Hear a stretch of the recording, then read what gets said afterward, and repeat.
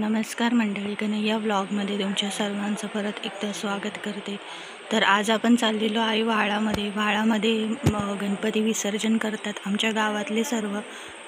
तसेच आम्ही लहानपणापासून आहे ना व्हाळावरती खूप यायचो। आता बघूया व्हाळामध्ये पाणी किती आहे। आता पाऊससुद्धा कमी झाला आहे, त्याच्यामुळे जास्त पाणी नसणार।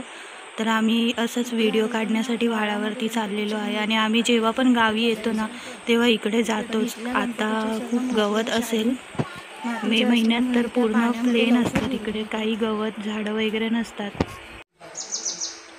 तर इथे सर्व बघू शकता तुम्ही, नारळाची झाडं आहेत। ही विहीर बघा, विहीर खरंच बघायला खूप जरा भयानक वाटली, कारण एवढी मोठी विहीर पहिल्यांदाच बघितलेली आम्ही। आणि मी गावी जास्त येत नाही, आज खूप वर्षानंतर ह्यावेळी गणपतीला गावी आलोय आम्ही सर्व एकत्र फॅमिली।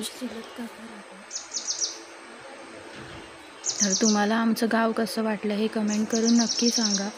हे आमच्या चुलत काकांचं गाव आहे। गावामध्ये सर्वजण आहेत ना पालव फॅमिलीच आहे, पूर्ण गाव आमचं पालव फॅमिलीच आहे। तर हे ना चिकूचं झाड आहे, एवढे पिकलेले नाही आहेत। तर आता आपण आहे ना व्हाळात चाललोय।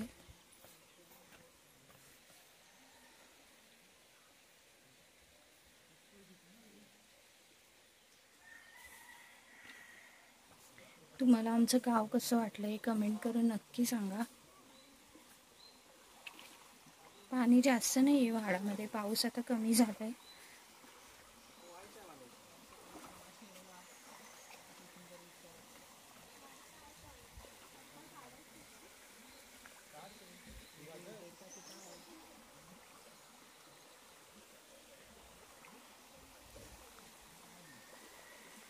पाणी एकदम स्वच्छ आहे।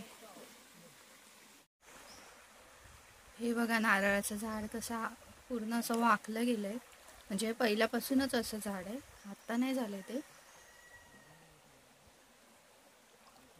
तर आपण बघूया आमच्या घरातल्यांना गणपती विसर्जन केल्यानंतर ज्या मूर्त्या असतात त्या अजून आहेत की नाही हे बघायला आले ते सर्वजण व्हाळामध्ये। गणपती विसर्जन इथेच होतात सर्व गावचे। पाणी एकदम स्वच्छ आहे।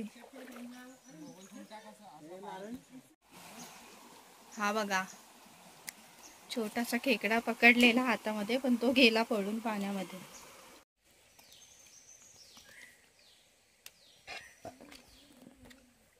नाही दिसणार त्याच्यात, पाणी हलतंय ना। दिसतंय ते काय?